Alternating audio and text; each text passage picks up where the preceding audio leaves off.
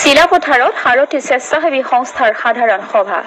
পূজা উপলক্ষে আৰ্তজনৰ মাজত সাহায্য বিতৰণ চিলাপথাৰৰ অন্যতম স্বেচ্ছাসেৱী সংগঠন সাৰথীৰ এখন সাধাৰণ সভা আজি চিলাপথাৰৰ ভৈৰৱপুৰ নেতাজী মধ্য ইংৰাজী বিদ্যালয়ৰ প্ৰেক্ষাগৃহত অনুষ্ঠিত কৰা হয়।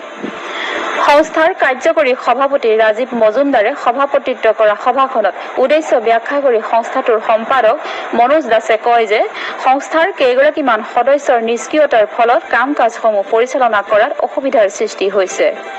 সেয়ে পুৰণা কমিটিখন ভংগ কৰি এখন শক্তিশালী নতুন কমিটি গঠন কৰি কাম কাজসমূহ আগতকৈ অধিক উদ্যমেৰে চলাই নিবলৈ এখন নতুন কমিটি গঠন কৰিব লাগে। সভাত সংস্থাটোৰ পুৰণা কমিটিখন ভংগ কৰি এখন নতুন কমিটি গঠন কৰা হয়।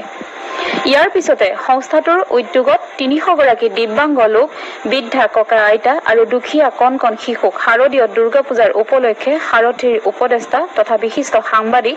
প্ৰয়াত বিনোদ কুমাৰ সিঙৰ সোঁৱৰণত ঘৰে ঘৰে গৈ মিঠাই আৰু বস্ত্ৰ বিতৰণ কৰাৰ লগতে উক্ত কাৰ্যসূচীলৈ সামগ্ৰী বা আৰ্থিক সহায় আগবঢ়োৱা শুভাকাংক্ষীলৈ কৃতজ্ঞতা পত্ৰ প্ৰদান কৰে।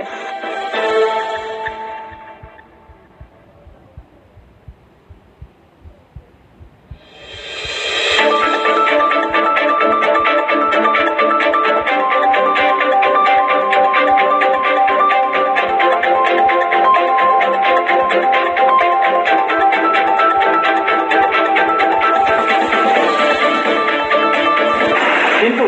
আমাৰ কিছুমান সদস্য নিষ্ক্ৰিয়তাৰ ফলত আজি আমি ভাৰতীয় স্বেচ্ছাসেৱী সংস্থা কমিটিখন ভংগ কৰিলোঁ আৰু এই সাধাৰণ সভাতেই আমি নতুনকৈ গঠন কৰিলোঁ আৰু আজি এই সভাত আমি এটা প্ৰস্তাৱ কৰিছিলোঁ যে আগন্তুক দুৰ্গা পূজা উপলক্ষে আমি 100 গৰাকীকৈ দিব্যাংগ লোক, বৃদ্ধা আৰু অতি দৰিদ্ৰ পৰিয়ালৰ শিশুসকলক আমি বস্ত্ৰ দি লগতে আমি প্ৰসাদ হিচাপে আমি মিঠাই আজি বিতৰণ কৰিম আৰু আমি এতিয়া মিঠাই বিতৰণ কৰিবলৈ আমি এতিয়া আগবাঢ়ি আহিছোঁ।